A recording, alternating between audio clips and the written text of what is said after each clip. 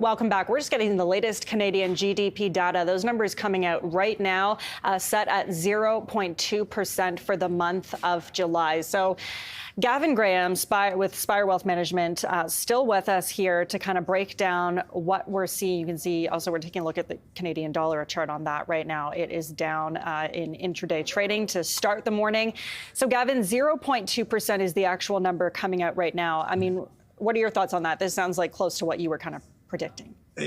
Well, again, the forecast, I think, consensus was 0.1, so it's a bit stronger. But the major factor is that for the second quarter, as mentioned, you'd seen a negative number after what had been quite a strong first quarter. But a lot of that was front-loading ahead of the imposition of tariffs.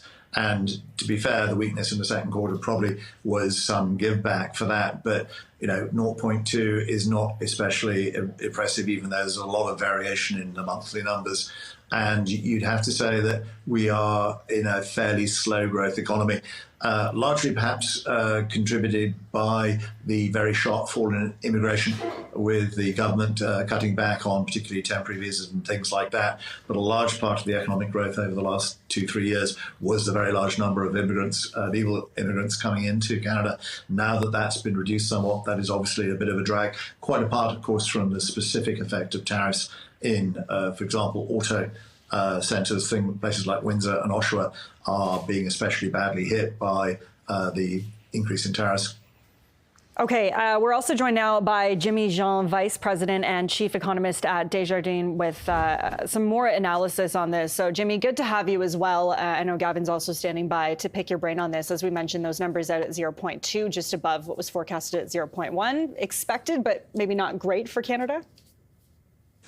I mean, we'll take this because in the current circumstances, as you pointed out, and given the fact that we've had 3 consecutive negatives in the prior months, now to have this better than expected report is certainly, I would say, a relief. In the sense that it reinforces our view that the Canadian economy is likely to show a rebound in the third quarter after experiencing a significant contraction in the second quarter. So, looking at some of those internals, we're seeing a rebound in goods producing sectors that's led by manufacturing, but you're also seeing natural resources, the oil sector, doing well here. So I think that's a good sign, because one of the mysteries, I would say, in the second quarter is how significant the contraction in exports was, given the effective tariff rate, which was quite in fact pretty low. So it does suggest that uncertainty played a significant role. Now it looks like maybe as some American importers realized that tariffs were not that penalizing on Canadian companies, on Canadian imports, they started importing again, and you're seeing that being reflected to some extent in those numbers.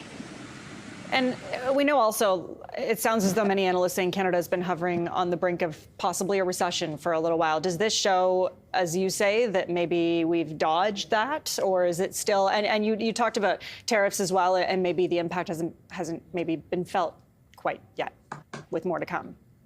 Absolutely. Well, first of all, I think those views were a little bit premature, in the sense that in the second quarter we saw. We saw a contraction, but we also saw very strong domestic demand and consumer spending, residential investment. There's no recession when this is happening. Now that the concerns have focused on what we've seen playing out in the last couple of months in the job market. But when I'm looking at this GDP report again and looking at services, you have a gain of, for example, 0.6%. In the wholesale sales, you have a gain of 0.6% in transportation. So some of those services tend to be very cyclical, very sensitive to what happens in the job market. But it does look like in July, at least in July, you didn't see too much negative impact at this point. So overall, if you have services growing at 0.1%, and it was the same thing in June, you're not yet in recession. Okay, Gavin, I'm not sure if you want to jump in here too, because it looks as though part of this this 0.2% that we're seeing is driven by an expansion in mining and oil and gas extraction as well, sectors that you sound like you like at the moment. Well, certainly there is some strength there, but I think the major question, you mentioned sort of some strength in services and transport. Do you think, even though they're cyclical, that might actually carry through in the next few months, given you're expecting a recovery in the third quarter?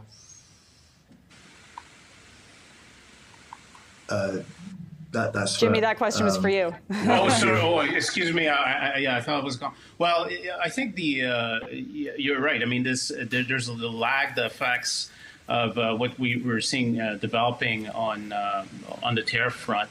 And, even though I mentioned exports were rebounding, but they're not back to where they were. So definitely you could think that there is going to be some feedback effect. If the job market were to continue to deteriorate. Now, we have the number yesterday that was much more reassuring on that front, that showed that it's more choppiness than sustained deterioration, but certainly something to keep an eye on, and certainly the effects of the population growth slowdown to virtually a standstill at this point.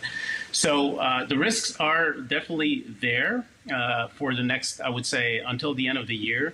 In 2026, we expect to see some further support from fiscal policy. We'll have, of course, more details on that on November 4th.